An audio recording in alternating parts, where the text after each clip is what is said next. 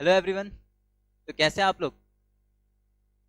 So today we are going to start financial affairs. ठीक है। Before moving on to that chapter, let's discuss about something कि financial affairs क्या होता है, या हमको फाइनेंशियल अफेयर्स दिया है हमारे करंट अफेयर्स वाले टॉपिक में।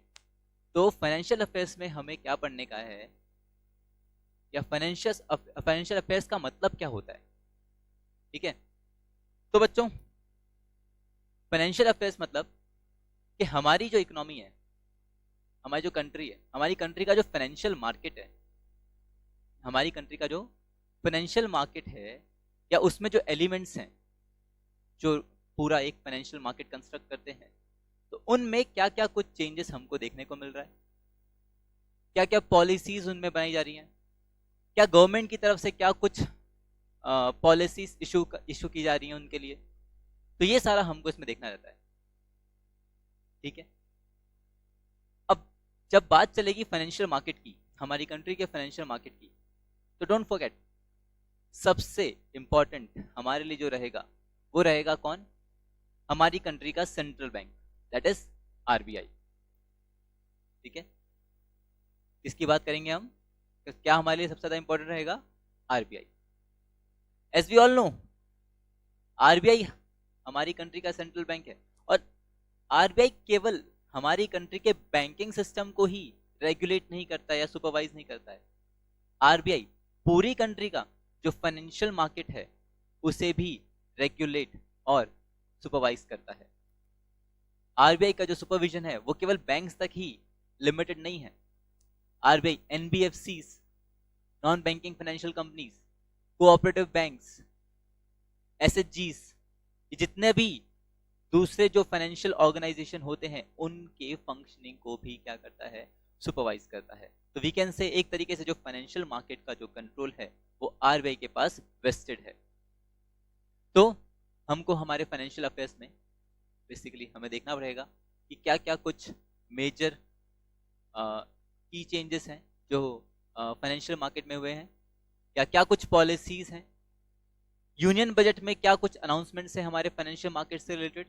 तो वो सारा हमको हमारे इस लेक्चर में डिस्कस करना रहेगा। ठीक है। तो चलिए स्टार्ट करते हैं हमारा लेक्चर विथ फाइनेंशियल अफेयर्स। तो बच्चों, फाइनेंशियल अफेयर्स जैसा मैंने आपको बताया, हमारा सबसे पहला जो इसमें इंपॉर्टेंट जो एस्पेक्ट रहेगा वो रहेगा कौन? आरबीआई। ठीक है। तो आरबीआई के बारे में बात करने से पहले थोड़ा हम इसका हिस्टोरिकल बैकग्राउंड चेक करते हैं कि आरबीआई एग्जिस्टेंस में कैसे आया था। रिजर्व बैंक ऑफ इंडिया जो हमारी कंट्री का सेंट्रल बैंक है वो एग्जिस्टेंस में कैसे आया। ठीक है। सो एक हम इसका ब्रीफ डिस्कशन करेंगे यहाँ पे regarding the historical background of RBI. Okay, देखना कब बच्चों, अभी एक बात अपन सबको पता है that RBI is the central bank, which means वो जो है सुप्रीम बैंक है, एपेक्स इंस्टीट्यूशन है हमारी कंट्री का। तो ये जो सुप्रीम बैंक है या जो एपेक्स इंस्टीट्यूशन है ये एग्जिस्टेंस में कैसे आया? अभी आरबीआई एक इंडिपेंडेंट बॉडी होने के नाते आरबीआई के लिए इस्टेब्लिश करने के लिए एक एक्ट आया था जिसका नाम है आरबीआई एक्ट। आरबीआई एक्ट कब का है बच्चों? आरबीआई एक्ट है 1934 का। RBI act 1934। और हमारा जो आरबीआई है वो स्टैब्लिश हुआ था कब? 1935 में। ठीक है, वो कब स्टैब्लिश हुआ था? 1935 में अंडर द आरबीआई एक्ट। तो मतलब ये बात चली गई हमारे इंडिपेंडेंस से पहले की।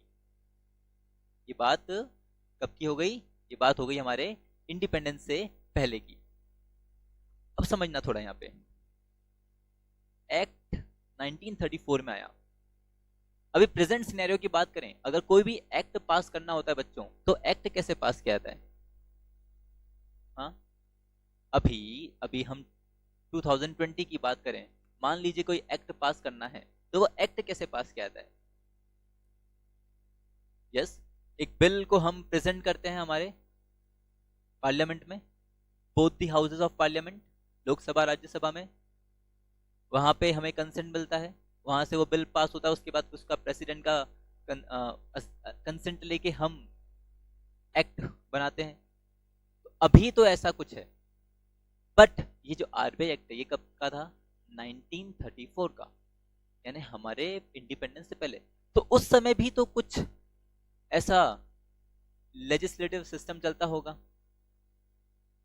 उस समय भी तो कोई ना कोई ऐसे, जैसे अभी हमारे पार्लियामेंट है, उस समय भी कुछ ना कुछ ऐसा सिस्टम होगा जिसके अंदर एक्ट वगैरह पास होते होंगे। तो चलो लेट्स सी कि आरबीआई कैसे स्टैब्लिश हुआ। ठीक है, तो अभी हम खुद को ले चलते हैं आज से कुछ 95 या 96 ईयर्स पहले ले चलते हैं आज से। ठीक है, ये बात है बच्चों, ये बात जो स्टार्ट हुई थी, ये बात है हमारी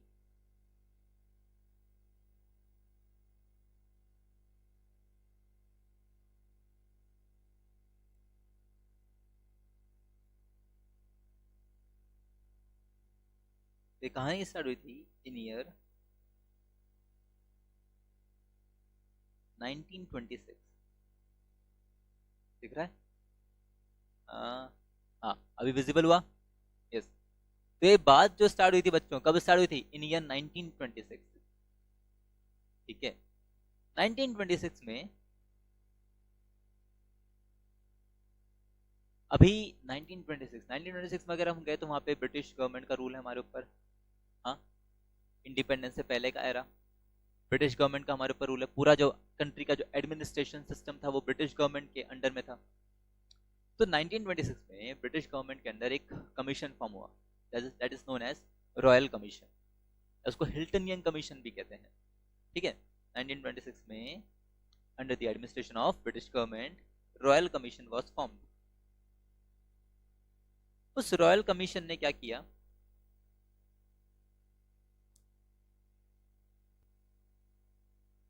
तो रॉयल कमीशन फॉर्म हुआ 1926 में। Royal commission was the first one who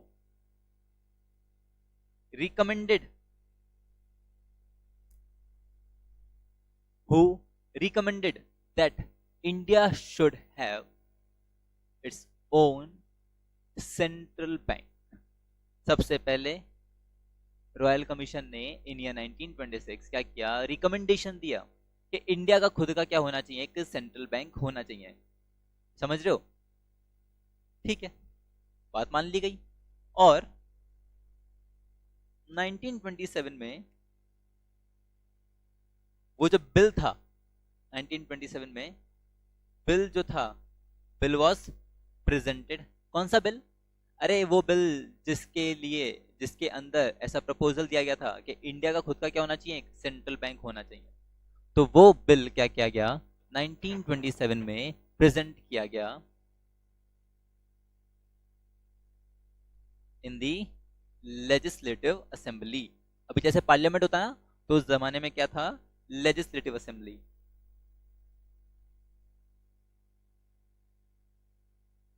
तो वो बिल को प्रेजेंट किया गया कि भाई चलिए इस पे सब अपनी अपनी कंसेंट दीजिए और इस बिल को चलिए एक्ट बनाते हैं, फिर इंडिया का खुद का क्या होगा? सेंट्रल बैंक होगा। But due to the dissent of some of the members of legislative assembly, कुछ जो मेंबर्स थे लेजिस्लेटिव असेंबली के, उन्होंने अपना कंसेंट नहीं दिया। तो due to the dissent of some of the members of legislative assembly, वो बिल क्या नहीं हो सका? पास नहीं हो सका। ठीक है, कौन सा बिल? जिसके अंदर ऐसा रिकमेंड किया गया था कि इंडिया का खुद का क्या होना चाहिए? सेंट्रल बैंक होना चाहिए। तो वो नहीं क्लियर हुआ, वो पास ही नहीं हुआ, क्योंकि उसमें डिसेंट था कुछ मेंबर्स का। तो ठीक है, ये बात निकल गई, फिर नहीं मिला कंसेंट। अब तो बच्चों 1927 से फिर ये आ गया 1933, यानी 6 साल तक कुछ फिर एक्शन ही नहीं लिया गया, सब भूल गए।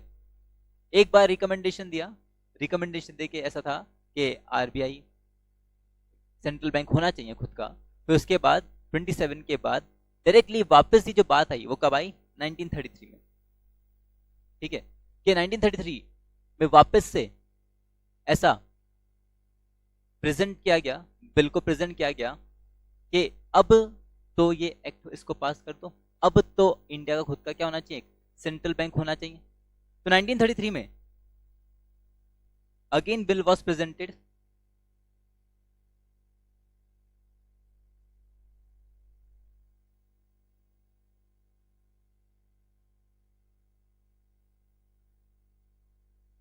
और इस बार जब 1933 में वापस से बिल को प्रेजेंट किया गया तो इस बार इस बिल को क्या मिल गया, कंसेंट मिल गया, और ये बिल क्या हो गया, पास हो गया।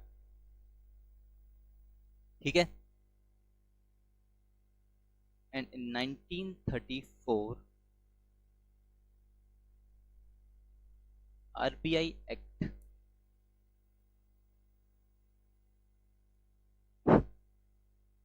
was passed।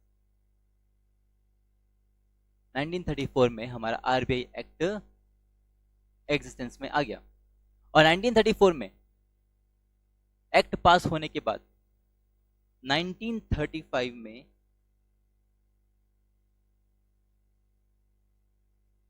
RBI was incorporated under the RBI Act 1934, और 1935 में आरबीआई को हमने क्या कर दिया, इनकॉर्पोरेट कर दिया as a private share holding bank with paid up share capital of ₹5 crore. ठीक है। आरबीआई जब 1935 में फर्स्ट टाइम इनकॉर्पोरेट हुआ अंडर द आरबीआई एक्ट 1934, तो it was incorporated as private share holding bank. ठीक है। जिसका पेड अप शेयर कैपिटल कितना था, ₹5 करोड़। तो जब आरबीआई इनकॉर्पोरेट हुआ तब वो क्या था, प्राइवेट बैंक था, प्राइवेट शेयर होल्डिंग के अंदर था 1935 के अंदर। और जब ये एक्ट, जब आरबीआई जब इनकॉर्पोरेट हुआ तो कौन से एक्ट के अंदर हुआ, 1934, आरबीआई एक्ट 1934 के अंदर। ठीक है। फिर तो अब 1935 में यानी इंडिया के पास खुद का क्या हो गया, एक सेंट्रल बैंक हो गया, जो क्या करके देगा, हमारी क्या करके देगा, हमारी कंट्री को, यानी हमारी जो इकोनॉमी है उसके क्या करके देगा, करेंसी इशू करके देगा, और पूरी कंट्री के मॉनेटरी सिस्टम को कंट्रोल करेगा। ठीक है। अभी बट यहां पे जब आरबीआई जब आया, एस्टैब्लिश हुआ, इनकॉर्पोरेट हुआ, तो फ्रॉम 1935 टिल 1942 आरबीआई इंडिया का सेंट्रल बैंक तो था, इंडिया को तो क्या कर रहा था, हमारी कंट्री को तो क्या कर रहा था, सेंट्रल बैंक की सारी सर्विसेज अवेलेबल करा रहा था।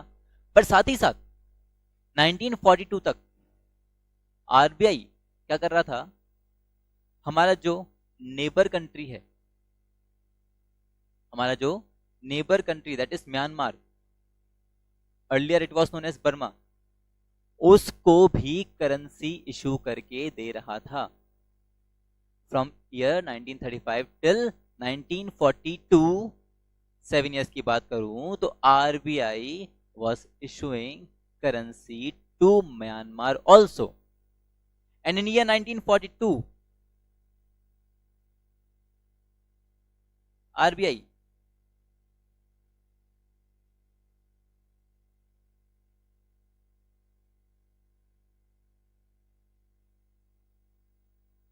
ceases to be the note issuing authority of Myanmar, या you can say बर्मा। तो इसका मतलब क्या कि 1935 के बाद टिल 1942 तक आरबीआई क्या कर रहा था, हमारा जो neighbour country that is Myanmar, उसको करेंसी इशू करके दे रहा था। अरे हमारी कंट्री में तो दे ही रहा था, साथ साथ म्यांमार को भी क्या करके दे रहा था, करेंसी इशू करके दे रहा था। ठीक है। तो 42 में RBI ceases to be the note issuing agency या अथॉरिटी ऑफ म्यांमार। मतलब आरबीआई 1942 के बाद क्या नहीं कर सकता था, म्यांमार को करेंसी इशू करके नहीं दे सकता था। ठीक है। अभी बात पर यहां भी खत्म नहीं हुई, ये बात थोड़ी और आगे चली। मना कर दिया आरबीआई को, अब आप क्या नहीं करोगे, म्यांमार को करेंसी इशू करके नहीं दोगे, बट स्टिल 1947 तक भी आरबीआई क्या करता रहा, ठीक है, मैं आरबीआई बोला मैं करेंसी इशू करके नहीं देगा इसको म्यांमार को, पर आरबीआई क्या कर रहा था, म्यांमार की गवर्नमेंट के लिए as a banker to the government work कर रहा था। ऑल दो करेंसी इशू करना बंद कर दिया, बट उसके बाद भी 1942 के बाद भी आरबीआई क्या करता रहा, as a banker to the government work करता रहा। किसकी गवर्नमेंट के लिए, म्यांमार की गवर्नमेंट के लिए। तो और ये सिलसिला कब जाके रुका, इन ईयर 1947। 1947 में क्या हुआ था बच्चों, इंडिपेंडेंस मिला था हमको। अभी इंडिपेंडेंस मिल गया, इंडिया इंडिपेंडेंट हो गया, तो अब आरबीआई एक्सक्लूसिवली अवेलेबल होना चाहिए किसके लिए, इंडिया के लिए ना। अरे तुम इंडिपेंडेंस से पहले ठीक है उनकी मदद करते रहे, हमने मना नहीं किया, अभी इंडिपेंडेंस के बाद आरबीआई क्या होना चाहिए, एक्सक्लूसिवली अवेलेबल होना चाहिए किसके लिए, खुद ही की हमारी ही कंट्री के लिए। तो फिर 1947 में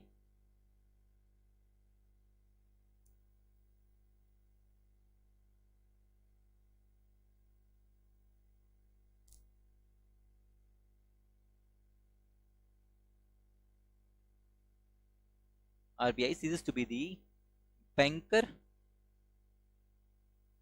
to the government, banker to the government of Myanmar. मतलब कि 1947 तक आरबीआई क्या करता रहा, म्यांमार की गवर्नमेंट के लिए बैंकर टू दी गवर्नमेंट वाला फंक्शन करता रहा। बैंकर टू दी गवर्नमेंट में क्या होता है, ये गवर्नमेंट के बिहाफ पे सेविंग्स रखता है, उनको जब भी जरूरत होता है तो लोन का अवेलेबिलिटी प्रोवाइड करता है, गवर्नमेंट के बिहाफ पे फंड्स एक्सेप्ट करता है, कोई पेमेंट करता है, ये सारा काम करता है। तो 47 में जब इंडिपेंडेंस मिल गया, 47 में आरबीआई का ये जो फंक्शन था वो भी हमने क्या कर दिया, बंद कर दिया। RBI ceases to be the banker to the government of Myanmar. Now RBI was exclusively available for Indian economy. ठीक है, पर अभी देखो 1947 में केवल इंडिया को ही इंडिपेंडेंस नहीं मिला था, इंडिया के साथ साथ एक और भी था जिसको इंडिपेंडेंस मिला था, वो कौन था, पाकिस्तान। अभी पाकिस्तान को भी इंडिपेंडेंस मिला, तो पाकिस्तान का क्या, पाकिस्तान अलग से कंट्री बन गया, पर ऐसा नहीं ना कि आज पाकिस्तान एक कंट्री बना तो कल ही पाकिस्तान में गवर्नमेंट स्टैब्लिश हो जाएगा और कल ही पाकिस्तान में एक सेंट्रल बैंक स्टैब्लिश हो जाएगा, वो करेंसी इशू करने लगेगा। तो वहां की फाइनेंशियल या मॉनेटरी सिस्टम को रेगुलेट करने के लिए एक साल के लिए आरबीआई ने क्या करा, एज अ बैंकर, या हम ऐसा बोलें as a bank, central bank function किया किसके लिए, पाकिस्तान के लिए। यानी कि 1947 से लेकर 1948 तक आरबीआई ने क्या करा, अपनी सेंट्रल बैंकिंग वाली सर्विसेज किसको प्रोवाइड करी, पाकिस्तान को भी प्रोवाइड की। क्यों प्रोवाइड की समझ रहे हो, क्योंकि समझो हमारे पास इंडिया के पास तो खुद का एक सेंट्रल बैंक था जो क्या करेगा, उसके पूरे मॉनेटरी सिस्टम को कंट्रोल करेगा, उसके पूरे फाइनेंशियल सिस्टम को कंट्रोल करेगा। पाकिस्तान को हमने से अलग कर दिया, अभी तक तो पाकिस्तान भी हमारा ही पार्ट था, अभी पाकिस्तान हमसे अलग हो गया, तो वहां पे अब एक नई गवर्नमेंट बनेगी, एक उसका नया सेंट्रल बैंक आएगा। अरे वो जब आएगा तब आएगा, तब तक वहां की इकोनॉमी का क्या, उनको भी तो खुद का भी तो कोई करेंसी चाहिए रहेगा, वो कैसे होगा। तो उसके लिए for a period of 1 year RBI ने क्या करा, अपना सेंट्रल बैंकिंग फंक्शन इसको प्रोवाइड किया, पाकिस्तान को ही प्रोवाइड किया। And in year 1948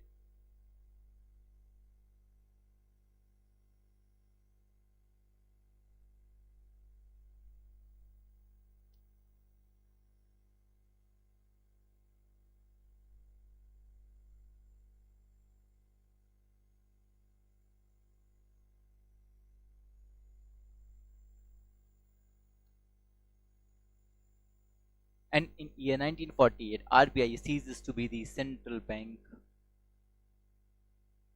of Pakistan.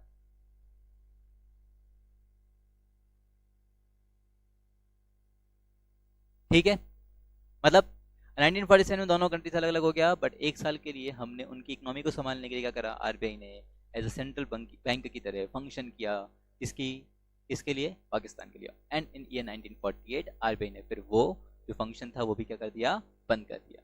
RBI ceases to be the central bank of Pakistan in year 1948.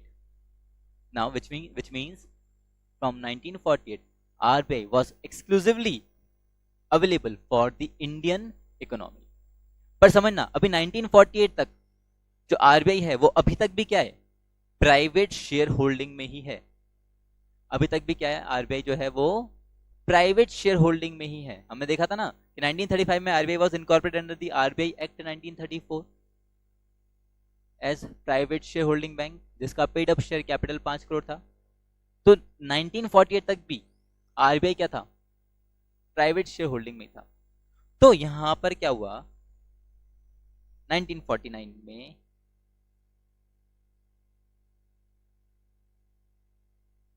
अभी इंडिया का कॉन्स्टिट्यूशन कब आया था, 1950 में आया था। रिपब्लिक डे जो आप बनाते हैं वो कब आया था, 1950 में आया था। और 1950 के बाद ही हमारे 5 ईयर प्लान्स भी स्टार्ट हुए थे। 1950 के बाद ही 1951 से हमारा फर्स्ट 5 ईयर प्लान स्टार्ट हुआ था। From 51 to 56 first 5 year plan हमारा कमेंस हुआ था 1951 में। तो जब फर्स्ट 5 ईयर प्लान्स हमारे स्टार्ट होने वाले थे तो उस समय क्या रिक्वायरमेंट था कि गवर्नमेंट के जो एक्शंस हों और जो कंट्री का जो सेंट्रल बैंक हो, उन दोनों के एक्शंस क्या होने चाहिए, एक सिमिलर डायरेक्शन में होना चाहिए। उन दोनों के एक्शंस में क्या होना चाहिए, यूनिफॉर्मिटी होना चाहिए। यूनिफॉर्मिटी मतलब समझ में आ रहा है कि ऐसा ना हो, गवर्नमेंट तो चाहती है कि एग्रीकल्चर सेक्टर क्या करे, ग्रोथ करे, बट आरबीआई क्या कर रहा है, वो अपना फंड्स का अवेलेबिलिटी प्रोवाइड करा रहा है किसको, इंडस्ट्रियल ग्रोथ के लिए। वो नहीं होना चाहिए। तो गवर्नमेंट और जो सेंट्रल बैंक है उन दोनों के एक्शंस के अंदर क्या होना चाहिए, यूनिफॉर्मिटी होना चाहिए। तो उसके लिए क्या जरूरी था, उसके लिए जरूरी था कि आरबीआई को किसके कंट्रोल में लाया जाए, गवर्नमेंट के कंट्रोल में लाया जाए। क्योंकि वो अब तक 1948 तक तो वो किसकी ओनरशिप में था, प्राइवेट शेयर होल्डर्स की ओनरशिप में था। तो यहाँ पे एक नीड डेवलप हुआ कि आरबीआई को क्या करा जाए, अब यहाँ पे नेशनलाइज किया जाए। तो इन ईयर 1949 का आपका एक एक्ट भी है, that is banking regulation act 1949। तो उसी एक्ट के अंदर, बैंकिंग रेगुलेशन एक्ट के अंदर आरबीआई को क्या किया गया, नेशनलाइज किया गया। तो in year 1949 RBI was nationalised. और नेशनलाइज होने का मतलब क्या था, यहाँ पे मतलब ये था कि जितना भी शेयर्स था जो प्राइवेट शेयर होल्डर्स के पास था उसका ट्रांसफर हो गया किसमें, पब्लिक सेक्टर अंडरटेकिंग्स में, या उसका ओनरशिप किसके पास आ गया, गवर्नमेंट के पास आ गया। विच मीन्स कि अब जो आरबीआई था वो प्राइवेट शेयर होल्डिंग में नहीं था। ठीक है। तो in year 1949 RBI was nationalised by the transfer of shares from private to public. और इसके बाद, और ये 1949 में जब आरबीआई नेशनलाइज हुआ तो अंडर द एक्ट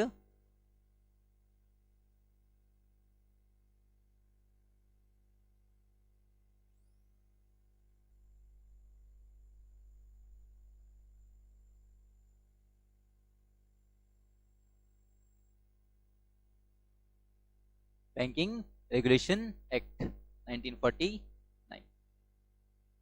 ठीक है। तो इसके बाद फिर आरबीआई क्या बन गया, हमारी कंट्री का सेंट्रल बैंक। तो पहले भी था बट इसके बाद क्या हो गया, नेशनलाइज हो गया। फिर वो और गवर्नमेंट दोनों साथ साथ एक ही डायरेक्शन में लग गए। तो this was the historical background of RBI, कि किस तरीके से आरबीआई जो है फॉर्म हुआ, किस तरीके से आरबीआई स्टैब्लिश हुआ और क्या फिर उसका फर्दर डेवलपमेंट रहा। ठीक है। एंड अभी इसको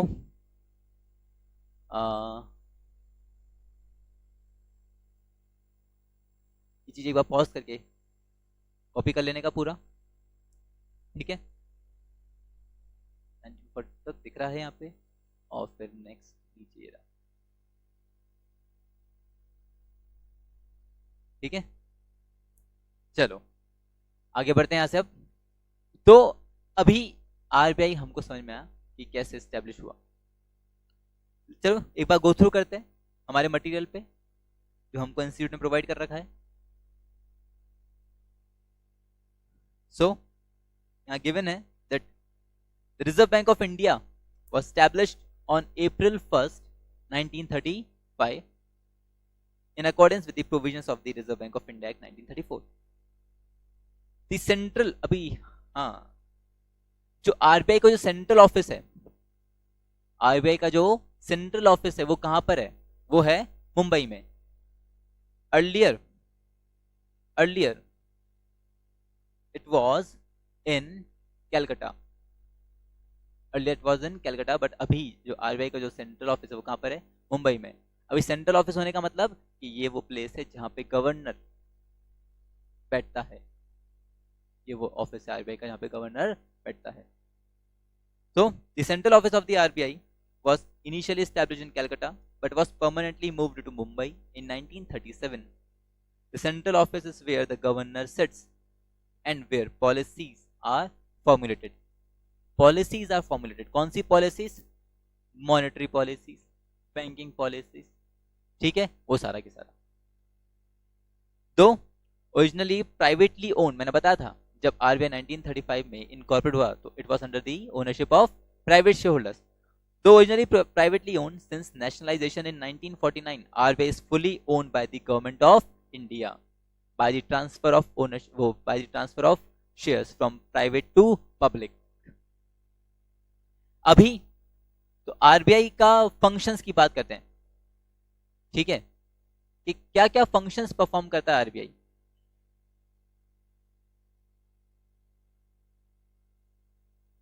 सो इधर हमको कुछ फंक्शंस गिवन है आरबीआई के.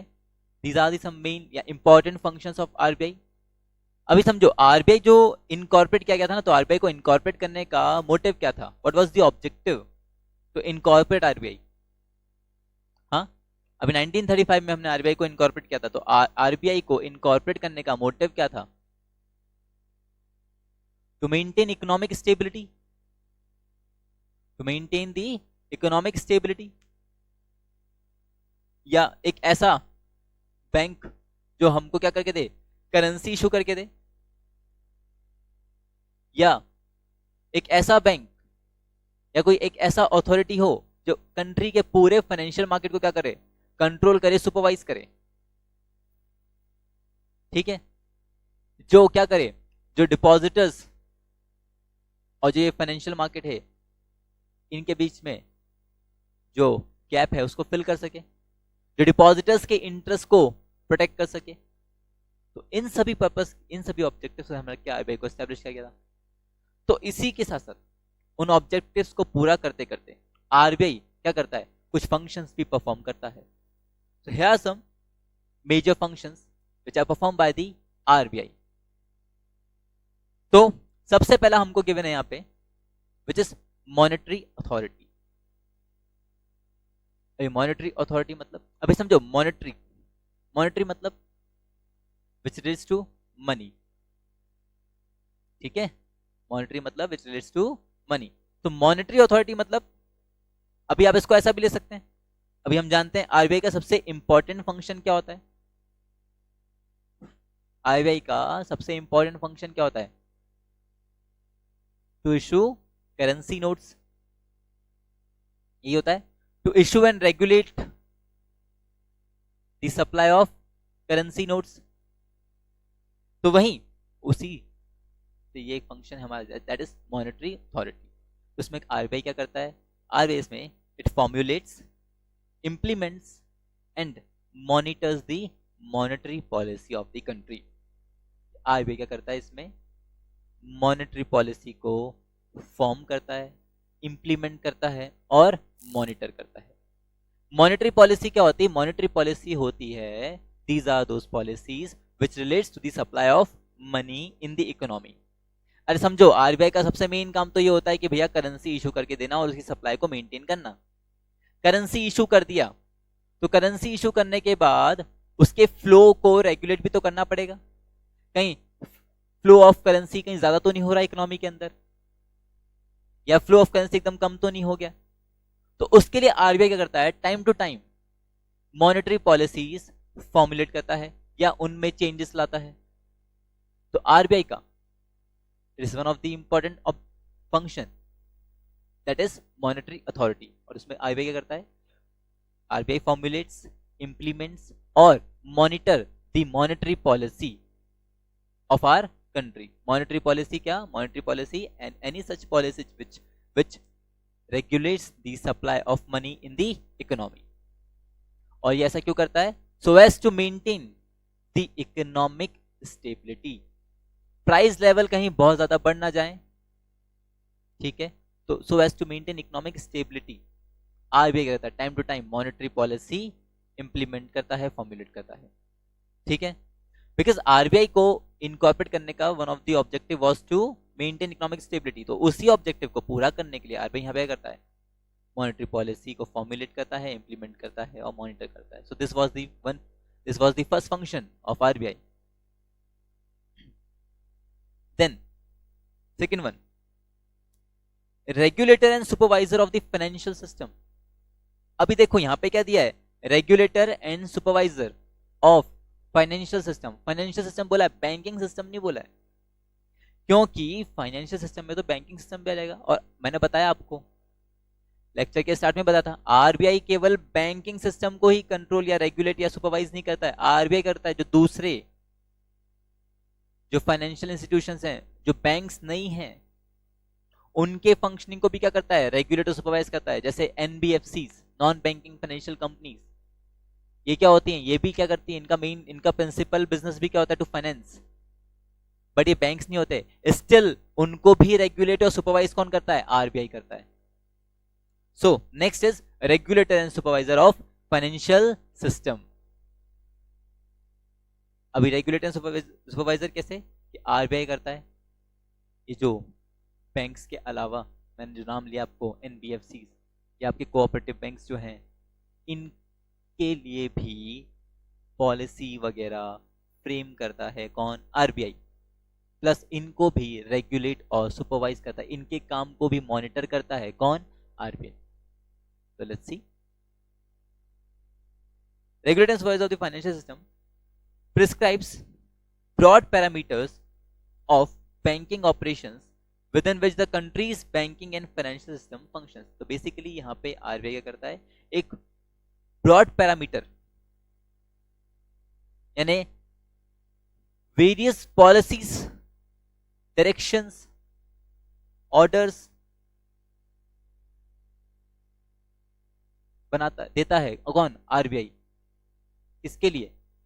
For banks, for banking system and for financial system. या फाइनेंशियल सिस्टम में जो भी पार्टिसिपेट कर रहा है वो सब, बैंक्स आ गया आपका, एनबीएफसी आ गया आपका, कोऑपरेटिव बैंक्स आ गया आपका, ये सारा की सारा।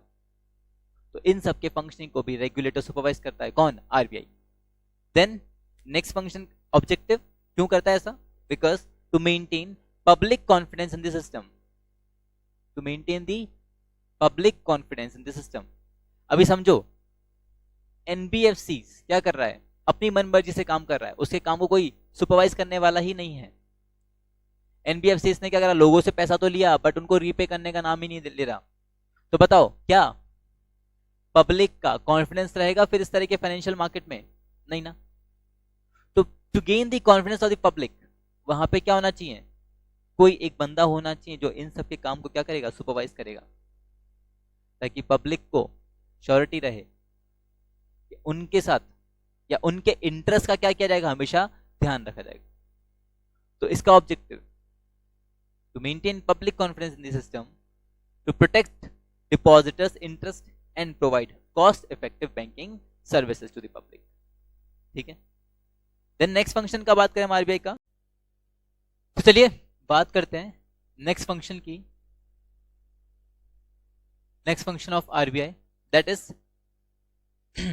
Manager of foreign exchange. अभी मैनेजर ऑफ फॉरेन एक्सचेंज का मतलब कि एक बात हम सभी जानते हैं that RBI, reserve bank of India, RBI is the custodian of foreign exchange.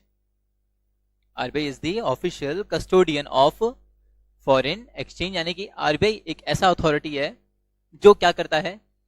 Foreign currency को, फॉरेन एक्सचेंज को अपने पास होल्ड करके रख सकता है। ठीक है, कोई भी फॉरेन करेंसी क्यों ना हो। और आरबीआई को ये जो पावर देता है वो देता है आपका फेमा एक्ट। अभी तुम लोग तो छोटे हो, हाँ, फेमा एक्ट के बारे में तुम लोग को पता नहीं अभी, फॉरेन एक्सचेंज मैनेजमेंट एक्ट, ठीक है, 1999। तो section 3 of FEMA act empowers या authorise RBI to manage the foreign exchange या to deal in foreign exchange. FEMA जो एक्ट है उसने आरबीआई को पावर दे रखा है, अथॉरिटी दे रखी है, आरबीआई क्या कर सकता है, आरबीआई फॉरेन एक्सचेंज को मैनेज कर सकता है। और आरबीआई क्या करेगा, अपने पास किसी भी फॉरेन एक्सचेंज का, फॉरेन करेंसी का रिजर्व बना के चल सकता है। समझ रहे हैं आप लोग मेरी बात, आ रही बात समझ में? तो ये यानी फॉरेन करेंसी को मैनेज करने का यानी रिजर्व को मेंटेन करने का काम कौन करता है, आरबीआई करता है। और ये अथॉरिटी आरबीआई को किसने दिया है, ये अथॉरिटी दिया है आपके फेमा एक्ट 1999 ने। आ रही बात समझ? या समझो ऐसा, जितना भी तुम्हारा फॉरेन करेंसी का ट्रांजैक्शन होता है ना, जितना भी तुम्हारा फॉरेन करेंसी का ट्रांजैक्शन होता है वो सारा रूटेड होता है थ्रू आरबीआई, वो सारा रूटेड होता है थ्रू आरबीआई। आ रही बात समझ में? ऐसा, ठीक है। तो यहां हमको पता चला that RBI is the manager of foreign exchange, authority given by FEMA act 1999। अच्छा एक बात और, फेमा एक्ट ने आरबीआई को एक अथॉरिटी और दे रखी, that RBI can authorise any other person, RBI can authorise any other person to deal या टू मैनेज फॉरेन एक्सचेंज। और वो पर्सन यानी जिसको आरबीआई ये अथॉरिटी डेलीगेट कर सकता है, वो पर्सन कौन रहेगा, it can be any bank और एनी मनी एक्सचेंजर। जैसे आपका वो होता है ना वेस्टर्न मनी यूनियन एक्सचेंज, है ना, जहां पे करेंसी आप एक्सचेंज करा सकते हो। तो आरबीआई ऐसे ही किसी और पर्सन को ऑथराइज कर सकता है टू मैनेज फॉरेन एक्सचेंज। आई बात समझ में? तो इस तरीके से we can say that RBI is the manager of foreign exchange. It is also one of the function of RBI, ठीक है। ऑब्जेक्टिव क्या है आरबीआई को अथॉरिटी देने का? तो ऑब्जेक्टिव है बच्चों टू फैसिलिटेट, दिख रहा तुम लोग को ना, अभी दिखा, to facilitate foreign, facilitate external trade and payment and promote orderly development and maintenance of foreign exchange market in India. ये काम आरबीआई को इसलिए दिया गया है ताकि, मैंने बताया आपको, जितने भी ट्रांजैक्शन रहते हैं हमारे फॉरेन करेंसी में सारे रूटेड रहते हैं किसके थ्रू, आरबीआई के थ्रू। तो ताकि उन सब का क्या हो सके, रेगुलेशन हो सके, और आरबीआई का और क्या हो सके, एक अच्छा फॉरेन एक्सचेंज मार्केट हमारी कंट्री में डेवलप हो सके। तो उसके लिए हम क्या करते हैं, हमने क्या कर रखा है, आरबीआई को एक तरीके से मैनेजर, या आरबीआई का एक फंक्शन रहता है क्या, टू मैनेज फॉरेन एक्सचेंज। आई बात समझ में? देन नेक्स्ट फंक्शन की अगर हम बात करें ऑफ आरबीआई, दैट, अरे तो बहुत ही सिंपल सा, ये तो हम हमेशा से पढ़ते आ रहे हैं बच्चों, that RBI is the issuer of currency, RBI is the sole agency to issue notes, RBI is the sole agency to issue notes. एक मिनट है ना, हाँ जी। तो जो नेक्स्ट जो फंक्शन आता है आरबीआई का, वो आता है हमारे पास issuer of currency. We know that RBI is the official या RBI is the sole agency to issue currency notes. RBI के पास ही ये अथॉरिटी है कि वो क्या कर सकता है, हमारी करेंसी यानी हमारे जो लीगल टेंडर होता है उसको कंट्री में इशू कर सकता है, ठीक है। और आरबीआई जो करेंसी नोट्स इशू करता है वो क्या होते हैं, acceptable bye all at any place in India, ठीक है। एक बात बताता हूं मैं आपको आज यहाँ पे, आरबीआई जो है ना बच्चों, वो 10,000 रुपए तक के करेंसी नोट्स इशू कर सकता है। समझ रहे हो बात? अभी क्या है, हाईएस्ट डिनोमिनेशन क्या है, 2,000 rupees, but RBI is authorise to issue notes of denomination up to ₹10,000। यानी फ्यूचर में ऐसा भी हो सकता है आपको 10,000 का नोट भी देखने को मिले, क्योंकि आरबीआई के पास ये अथॉरिटी की वो क्या कर सकता है, 10,000 रुपए तक के नोट इशू कर सकता है। ऐसा भी हो सकता है इस केस में कि 999 का कोई नोट इशू कर दे, 9999, 4999, है ना। अभी जितना डील्स आता सारा ऐसे ही रहता है ना, तो क्या पता उसी बात को ध्यान में रख के आरबीआई करे, इस तरह के नोट्स भी इशू कर सकता है। तो आरबीआई क्या कर सकता है, किसी भी डिनोमिनेशन का नोट इशू कर सकता है up to the value of ₹10,000। आई बात समझ में? यस। कॉइन्स, मैंने करेंसी नोट्स बोला है, कॉइन्स इशू करने का जो डिपार्टमेंट है वो आपके किसके पास है? मिनिस्ट्री ऑफ फाइनेंस के पास है, ठीक है ना। वो coins ministry of finance issue करता है, नोट्स, करेंसी नोट्स केवल आरबीआई इशू करता है, ठीक है। तो देखो, issuer of currency issues an exchange और destroys currency and coins not fit for circulation. जैसे डिमोनेटाइजेशन के टाइम पे हुआ था ना, डिस्ट्रॉय करना, तो डिस्ट्रॉय करने का जो राइट है करेंसी को, वो भी किसके पास है? आरबीआई के पास है। ऑब्जेक्टिव क्या रहता है ये इशूअर ऑफ करेंसी का? To give the public adequate quantity of supply of currency notes and coins and in good quality. मतलब एक तरीके से यूनिफॉर्मिटी बनी रहे, प्लस सप्लाई ऑफ करेंसी को कंट्रोल किया जा सके, जिससे कि इकोनॉमिक स्टेबिलिटी मेंटेन रहे। तो ये एक ऑब्जेक्टिव रहता है इसका, इस फंक्शन का, इशूअर ऑफ करेंसी का, ठीक है। देन नेक्स्ट हम बात करें तो वो है developmental role. Developmental role sir कैसे? अभी समझो, आरबीआई फाइनेंशियल मार्केट को रेगुलेट और कंट्रोल तो करता ही, साथ में उसके डेवलपमेंट का भी काम करता है। आरबीआई हमेशा इसी ऑब्जेक्टिव के साथ काम करता है कि नेशन वाइड, ठीक है, कुछ प्रमोशनल फंक्शन, कुछ प्रमोशनल एक्टिविटी परफॉर्म कर सके, जिससे कि इंडिया का मॉनेटरी मार्केट कहें या फाइनेंशियल मार्केट कहें या बैंकिंग मार्केट, बैंकिंग सेगमेंट कहें, बैंकिंग सिस्टम कहें, तो वो सब क्या हो सके? डेवलप हो सके। तो उस एक डायरेक्शन में आरबीआई क्या करता है? काम करता है। तो this is the developmental role of RBI. समझ रहे हैं आप बात को? समझ रहे हैं? हाँ। देन साथ ही साथ regulator and supervisor of payment and settlement system. अभी ये सुनना, पेमेंट एंड सेटलमेंट सिस्टम, ठीक है। अभी पेमेंट एंड सेटलमेंट सिस्टम का आपको रेफरेंस अच्छे से अगर समझना चाहो तो चेक्स इशू करते हैं अपन। हमारा बैंक होता है तो हम क्या करते हैं? हमारी जो डिपॉजिट्स रहती है हमारे बैंक के अंदर, डिमांड डिपॉजिट्स जो रहती है हमारी बैंक के अंदर, हम उन डिमांड डिपॉजिट्स के अगेंस्ट में क्या करते हैं? चेक इशू कर सकते हैं। तो चेक इशू करने के वहां से हमारे पास एक यहाँ कॉन्सेप्ट निकल के आता है, that is payment and settlement system. और इसके लिए एक एक्ट भी है, payment and settlement systems act, ठीक है। अभी आरबीआई क्या है? उस पेमेंट एंड सेटलमेंट सिस्टम का, पेमेंट एंड सेटलमेंट सिस्टम का रेगुलेटर भी है और सुपरवाइजर भी है। RBI is the regulator and supervisor of payment and settlement system. अभी क्वेश्चन अराइजेस, सर ये what is payment and settlement system? तो देखो, समझते हैं इस चीज को, है ना।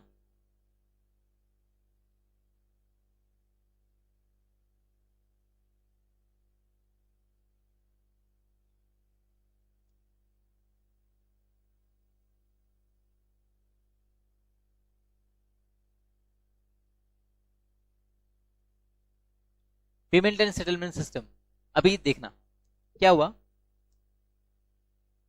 ये राम, ये श्याम, ठीक है। देन राम ने क्या करा? चेक इशू करा। राम इशूज चेक, और ये चेक इशू करके किसने किसको दे दिया? श्याम को दे दिया, ठीक है। अभी श्याम क्या करेगा? ये चेक लेगा और अपने बैंक में लगा देगा। राम ने जो चेक इशू करके दिया था वो किसी दूसरे बैंक का था। श्याम ने जो बैंक जो चेक है ये अपने बैंक में लगाया, दैट इज ये कोई दूसरा बैंक है, ठीक है। तो यहाँ पे क्या होना है? यहाँ पे हमको सीधा सीधे से दिख रहा है कि यहाँ पे क्या होगा? ये बैंक वन क्या करेगा? पेमेंट करेगा। बैंक वन क्या करेगा? पेमेंट करेगा। किसको पेमेंट करेगा? बैंक टू को, जो कि रिसीवर का क्या है? अकाउंट है। और वो जो क्लेम था जो बैंक टू ने रेस किया था on the basis of the check deposited by the Shyam, वो क्लेम क्या करेगा? फिर सेटल करेगा। वो क्लेम क्या करेगा? सेटल करेगा। तो इसको करने के लिए बच्चों एक हमारे पास यहाँ पे ऑटोमेटेड सिस्टम रहता है। इसको करने के लिए आरबीआई में एक अलग से डिपार्टमेंट है, एक अलग से एक ऑटोमेटेड सिस्टम है जो कि यही काम करता है पेमेंट और सेटलमेंट का। अभी समझो, यहां तो हमने केवल एक दो जनों का एग्जाम्पल लिया, राम और श्याम। अभी हमारी कंट्री की बात करें, हमारी इकोनॉमी की बात करें, तो कितने ही सारे बैंक्स हैं और कितने ही सारे कस्टमर्स हैं, ऐसे कितने ही सारे चेक्स इशू किए जाते होंगे जिसके ऊपर क्या होता होगा, क्लेम अराइज होता होगा। अभी यहाँ पे तो एक सिचुएशन ऐसा है जिसमें क्या है, बैंक वन पैसा मांग रहा है, सॉरी बैंक वन पैसे दे रहा है किसको, बैंक टू को। अभी कोई केस ऐसा भी तो सकता है जिसमें बैंक टू का कोई कस्टमर होगा जिसने क्या किया होगा, चेक इशू किया होगा किसको, बैंक वन के किसी दूसरे कस्टमर को। तो वहां पे ऐसा भी हो सकता है कि बैंक टू वहां पे क्या करे, वहां पे बैंक टू के ऊपर पेमेंट का लायबिलिटी है और बैंक वन क्या हो, वहां पे रिसीवर हो। पहले वाले केस में तो क्या बैंक वन क्या है, पेमेंट कर रहा है। दूसरे केस में क्या हो सकता है कि बैंक टू पेमेंट कर रहा हो। तो यहां पे ऐसे कितने सारे ऐसे ट्रांजेक्शन हो सकते हैं। तो उन सभी ट्रांजेक्शन्स का पेमेंट और सेटलमेंट का जो काम रहता है वो जाता है हमारे किसके पास, आरबीआई के पास। तो आरबीआई में इसका एक अलग से डिपार्टमेंट रहता है डेजिग्नेटेड, एक अलग से एक सिस्टम है इसका, उसके थ्रू ये पेमेंट एंड सेटलमेंट सिस्टम काम किया है। तो उस पेमेंट एंड सेटलमेंट सिस्टम का रेगुलेटर या सुपरवाइजर कौन है, आरबीआई है। ठीक है, ऐसे जितने भी तुम्हारे इंटर बैंकिंग जो क्लेम्स होते हैं, एक बैंक का क्लेम दूसरे के, दूसरे का एक के पहले के ऊपर, पहला किसी और से मांग रहा है, वो किसी और से पैसे मांग रहा है, ऐसे पता नहीं कितने सारे क्लेम्स रहते होंगे आपस में। तो सभी ट्रांजेक्शन को एक एक करके क्या करना, सेटल करना बहुत मुश्किल का काम है। तो वहां पे क्या आता है, नेट बेसिस पे सभी ट्रांजेक्शन्स का पेमेंट या सेटलमेंट किया जाता है। तो वो कहलाता है आपका पेमेंट एंड सेटलमेंट सिस्टम, जिसका के रेगुलेटर या सुपरवाइजर कौन होता है, आरबीआई। आ रही बात समझ में, समझो। अभी ऐसा हो सकता है ना, एक दिन के अंदर ऐसा पता चला, मल्टीपल ट्रांजेक्शन को गो थ्रू करने के बाद ऐसा पता चला कि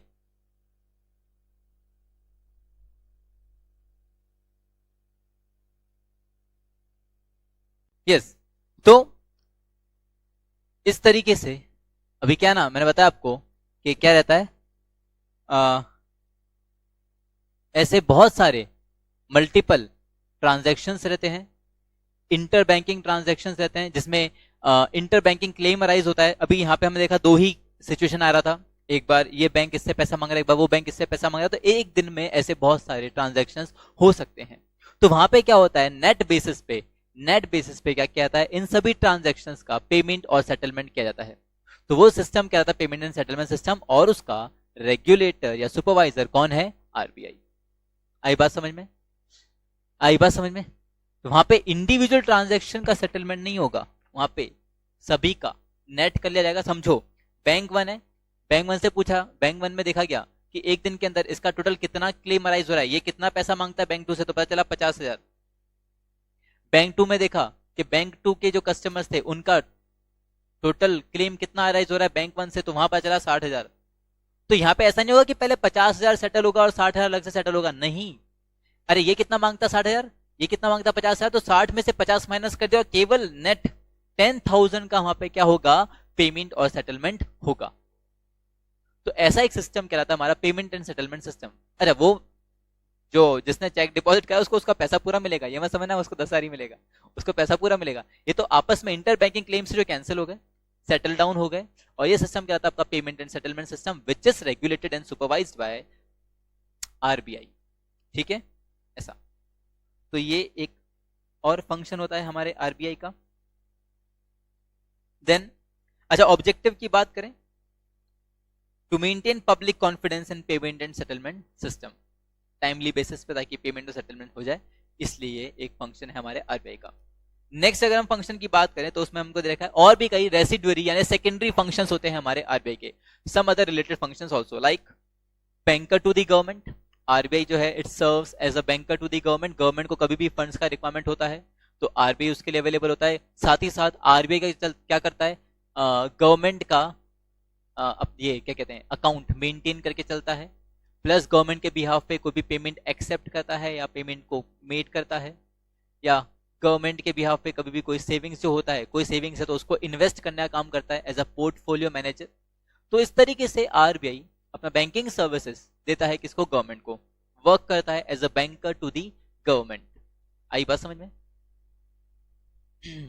plus it performs merchant banking function for the central and the state governments, also acts as their banker। वही बैंकर टू दी गवर्नमेंट, इसमें आपका दोनों ही आ जाएगा, यानी स्टेट गवर्नमेंट और सेंट्रल गवर्नमेंट दोनों को ही क्या करता है, अपनी बैंकिंग सर्विसेज ऑफर करता है आरबीआई। साथ ही साथ बैंकर टू द गवर्नमेंट के साथ बैंकर टू द बैंक्स का भी काम करता है RBI. I banker to the banks मतलब कि हमारी कंट्री में जो बाकी के जो कमर्शियल बैंक्स हैं, ठीक है, बाकी के जो कमर्शियल बैंक्स हैं, तो वो कमर्शियल बैंक्स को भी कभी ना कभी बैंकिंग सर्विसेज का जरूरत पड़ेगा।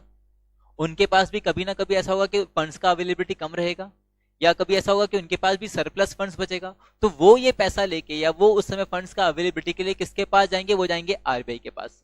तो आरबीआई क्या करता है बच्चों, अपना बैंकिंग सर्विसेज एक तो गवर्नमेंट को देता ही है, साथ साथ जो कंट्री में जो इकोनॉमी में बैंकिंग सिस्टम है ना, उनको भी अपना बैंकिंग सर्विसेज देता है। तो we can say RBI is a banker to the government and banker to the bank.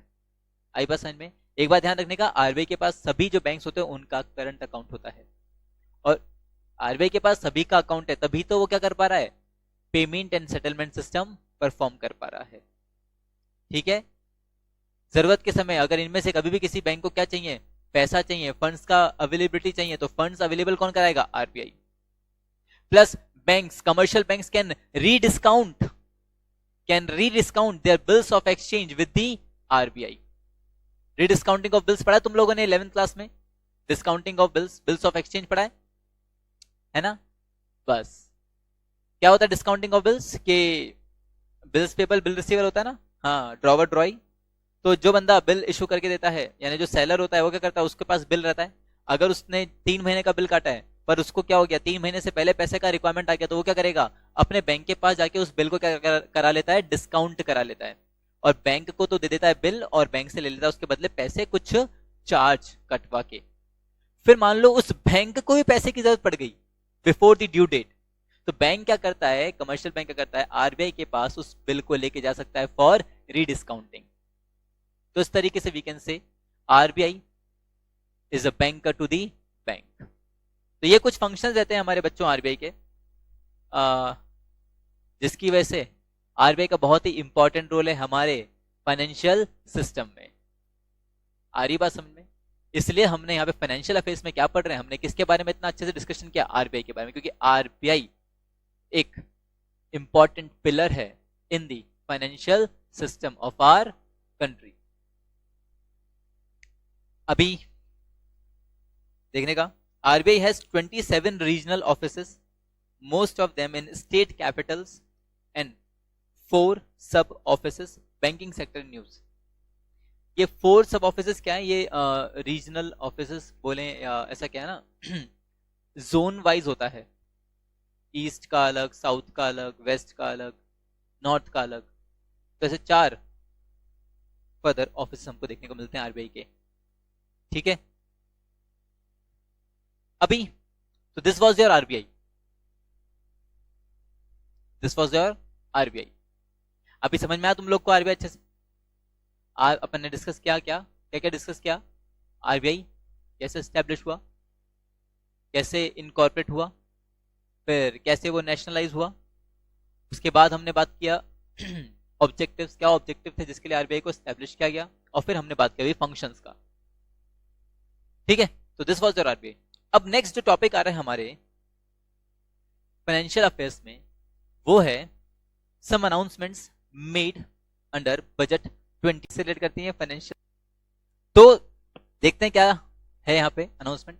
तो announcement in union budget 2020, in union budget 2020 Shrimati Nirmala Sitharaman, honourable finance minister, announce the following related to financial sector. कि क्या कुछ announcement हुए थे, let's see, देखते हैं हम कि फाइनेंशियल सेक्टर से रिलेटेड क्या कुछ अनाउंसमेंट हुए थे हमारे यूनियन बजट में। ठीक है, तो बच्चों पहला, governance reforms to be carried out to bring in transparency and greater professionalism in PSBs, public sector banks.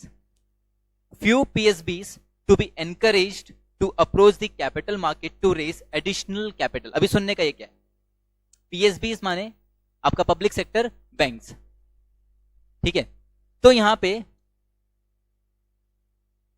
Transparency को एनहेंस करने के लिए, ट्रांसपेरेंसी को एनहेंस करने के लिए among in the operation of PSBs, यहां पे क्या किया गया, गवर्नेंस रिफॉर्म्स लाया गया, और साथ ही साथ यहां पे एक तरीके से ऐसा समझिए, पीएसबीज को अलाउ कर दिया that they can raise additional capital by approaching to the capital market of our country. समझ में आ रही है बात? अभी हम जानते हैं हमारे जो पब्लिक सेक्टर बैंक उनका क्या कंडीशन चल रहा है। तो उन पीएसबीज को सबसे पहला अनाउंसमेंट क्या हुआ कि जो पीएसबीज हैं यहां पे उनको क्या कर दिया गया, अलाउ कर दिया गया that they can raise additional capital, and to raise additional capital they are allowed to approach capital market of our country. Plus governance reforms लाए सो दैट ट्रांसपेरेंसी क्या हो सके, इंक्रीज हो सके amongst the functioning of PSBs, public sector banks. आ रही बात समझ में? So this was the first announcement of our union budget.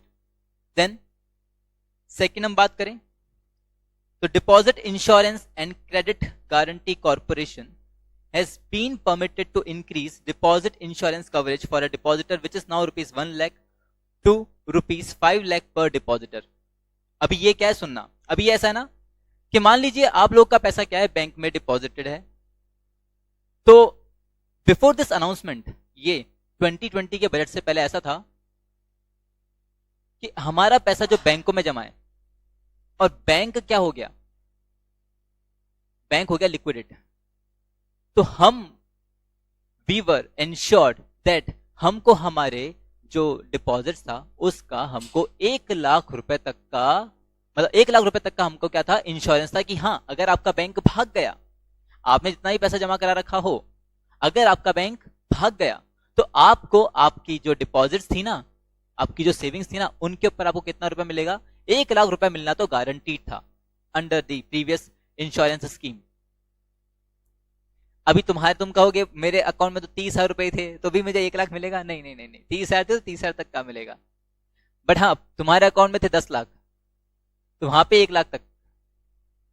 But ये जो अनाउंसमेंट हुआ 2020 का, यहाँ पे उस इंश्योरेंस के अमाउंट को इंक्रीज करके कितना कर दिया गया है, 5 lakh rupees, that now the savings, the deposits are insured up to an amount of rupees 5 lakh. अब अगर तुम्हारा बैंक भागा ना तो तुमको 5 लाख तक का तो इंश्योरेंस कवर है, ठीक है। अब अगर तुम्हारा बैंक भागा तो 5 लाख तक तुम्हारा अगर बैंक में जमा है तो 5 लाख तक तो कोई चिंता ही नहीं, कहीं नहीं जाएंगे। अगर 5 लाख से ज्यादा जमा है तो फिर दिक्कत है, तुमको कितने का मिल जाएगा, तुमको 5 लाख तक का ही वापस रिकवरी हो पाएगा। So this was the second announcement related to the financial sector, ठीक है। Then third one, scheduled commercial banks held under monitoring through a robust mechanism keeping depositors money safe. अभी देखो यस बैंक का case सुना तुम लोगों ने, उसमें क्या किया, यस बैंक की सारी एक्टिविटीज को, उसका जो बैंकिंग एक्टिविटीज था उसको क्या कर दिया, थोड़ा टाइम के लिए सस्पेंड कर दिया आरबीआई ने। क्यों किया? So as to safeguard the interest of the depositors, ताकि जो डिपॉजिटर्स हैं उनके इंटरेस्ट को क्या कर सकें, सेफगार्ड कर सकें। तो साथ ही साथ यहाँ पे एक अनाउंसमेंट ये भी है कि शेड्यूल्ड कमर्शियल बैंक्स के जो फंक्शनिंग है उसके ऊपर क्या किया गया, मॉनिटरिंग, एक रोबस्ट मैकेनिज्म एस्टैब्लिश किया गया सो दैट हमारा जितना भी डिपॉजिटर्स रहेगा उनके इंटरेस्ट को या उनके पैसे को क्या किया जा सके, सेफ गार्ड किया जा सके। आई बात समझ में? तो ये कुछ की अनाउंसमेंट था हमारा related to financial sector. Then अभी और भी है, अभी ये 3 समझ में पड़ा तुम लोग को, है ना, एक एक करके समझने का है ना। ये 3 समझ में पड़ा। पहला तो क्या, पीएसबीज को क्या कर दिया, अलाउ कर दिया they can approach capital market to raise additional capital, plus governance का थोड़ा मैकेनिज्म अच्छा कर दिया ताकि ट्रांसपेरेंसी आ सके, ग्रेटर ट्रांसपेरेंसी हो सके। दूसरा, इंश्योरेंस का अमाउंट 1 लाख से 5 लाख तक इंक्रीज कर दिया। देन थर्ड वन, जितना भी आपका शेड्यूल्ड कमर्शियल बैंक्स है, आपका कमर्शियल बैंक्स भी जो मैं बात बता रहा हूं, तो उनके ऊपर एक ऐसा मैकेनिज्म एस्टैब्लिश कर दिया ताकि क्या ना हो, हमारा यानी जो डिपॉजिटर्स का पैसा है वो क्या रह सके, सेफ रह सके। एग्जाम्पल आप अभी रिसेंट एग्जाम्पल ले सके यस बैंक का, ठीक है, लिया एकदम एक्शन एकदम से, क्यों लिया, ताकि डिपॉजिटर्स का पैसा बच सके। ऑल्दो लिमिट लगा दी, उसकी बैंकिंग एक्टिविटीज को सस्पेंड कर दिया, बट समझो वो हमारे ही बेनिफिट के लिए किया है, ठीक है। हाँ, then cooperative banks will next announcement, okay, yeah, cooperative banks will be strengthened bye amending banking regulation act. कौन सा बैंकिंग रेगुलेशन एक्ट ऑफ 1949, जिसके अंदर आरबीआई क्या हुआ था, नेशनलाइज हुआ था, याद है 1949? Yes. Cooperative banks will be strengthened by amending banking regulation act for increasing professionalism, enabling access to capital and improving governance and oversight for sound banking through the RBI। Basically कुछ नहीं हुआ यहाँ पे, आपका जो बैंकिंग रेगुलेशन एक्ट है ना उसको थोड़ा और स्ट्रेंथन किया गया, उसको थोड़ा और मजबूत बनाया गया, थोड़ा पॉलिसीज, थोड़ा जो रेगुलेशन है उसको थोड़ा और अच्छे से इंप्लीमेंट किया गया, ताकि क्या हो सके, जितना भी आपका कोऑपरेटिव बैंक्स हैं, जितना भी आपका कोऑपरेटिव बैंक की बात हो रही है यहाँ पे, कोऑपरेटिव बैंक की बात हो रही है बच्चों, ध्यान रखना। हाँ, जितना भी कोऑपरेटिव बैंक है उसका, उसमें क्या आ सके, थोड़ा प्रोफेशनलिज्म आ सके, यानी कि एक फॉर्मल वे में काम हो सके, ठीक है, प्रोफेशनल कंडक्ट आ सके उनकी फंक्शनिंग में, ठीक है। साथ साथ वहां भी गवर्नेंस को इंक्रीज करने की बात हुई ताकि ट्रांसपेरेंसी बढ़ सके, ठीक है, और एक साउंड बैंकिंग सिस्टम क्रिएट कर सके आरबीआई। ये भी एक अनाउंसमेंट है हमारे यूनियन बजट का। Then the limit for NBFCs. अभी एनबीएफसी क्या होता है sir, non banking financial companies होती हैं बच्चों। ये इनका प्रिंसिपल बिजनेस होता है टू फाइनेंस, इनका प्रिंसिपल बिजनेस होता है थ्रू फाइनेंस। टू फाइनेंस मतलब अरे ये लोग भी लोन देने का काम करते हैं, बैंक भी लोन देने का काम करता है ना, ये भी लोन देने का काम करते हैं। बट इनमें और बैंक में क्या होता है, इनका नाम होता है नॉन बैंकिंग फाइनेंशियल कंपनीज, यानी कि दे कैन नॉट, एनबीएफसीज ये बैंक नहीं है, ये काम बैंक जैसा कर रही हैं, ये भी लोगों को लोन देती हैं, लोगों से पैसा एक्सेप्ट करती हैं, बट ये बैंक नहीं है, इनको बोलते हैं एनबीएफसी। तो एनबीएफसी के ऊपर भी रेगुलेशन वैसे आरबीआई का है बच्चों, because it is also the part of financial system of our country. Manappuram gold loan, Muthoot finance, तो ऐसे जितने भी आपके ये जो है ना, जो फाइनेंस की सर्विसेज अवेलेबल कराते हैं, ये किस में आते हैं, आपके एनबीएफसीज में आते हैं, नॉन बैंकिंग फाइनेंशियल कंपनीज। ये ऐसा कंपनीज है जो आपको क्या करता है, बैंकिंग सर्विसेज देता है। बट एक बात ध्यान रखना, बैंक नहीं है। क्यों नहीं है, एक डिफरेंस है, because these companies can not accept demand deposits. ये आपसे क्या नहीं एक्सेप्ट कर सकते, डिमांड डिपॉजिट्स एक्सेप्ट नहीं कर सकते। प्लस इनका जो डिपॉजिट, आपने जो पैसा जमा करा इनके पास, उस डिपॉजिट्स के अगेंस्ट में चेक इशू नहीं कर सकता, ठीक है। जनरली ये टाइम डिपॉजिट्स एक्सेप्ट करते हैं, ये डिमांड डिपॉजिट्स एक्सेप्ट नहीं करते हैं, केवल टाइम डिपॉजिट्स एक्सेप्ट करते हैं बच्चों। डिमांड डिपॉजिट पता है ना, अपनी डिमांड पे कभी पैसा विड्रॉ कर लेना, ऐसा डिपॉजिट जिसको आप अपनी डिमांड पे कभी भी क्या कर सकते हो, विड्रॉ कर सकते हो। टाइम डिपॉजिट क्या होता है, उल्टा, टाइम डिपॉजिट ऐसा होता है वहां पे आपने पैसा जमा करा दिया तो वो एक फिक्स टाइम के लिए क्या हो गया, बंद हो गया बैंक के अंदर या उस एनबीएफसी में, आप उसको अपनी डिमांड पे कभी भी विड्रॉ नहीं कर सकते हो, ठीक है। तो नेक्स्ट जो अनाउंसमेंट है वो है एनबीएफसी के बारे में। ऐसा कंपनी जो बैंक तो नहीं पर हाँ बैंक वाला काम करती है, ठीक है। क्या है announcement, that the limit for NBFC to be eligible for debt recovery under the securitization and reconstruction of financial asset and enforcement of security interest, एक एक्ट है बच्चों जिसका नाम है सरफाइसी एक्ट। ये एक्ट है जिसका नाम क्या है बच्चों, सरफाइसी एक्ट।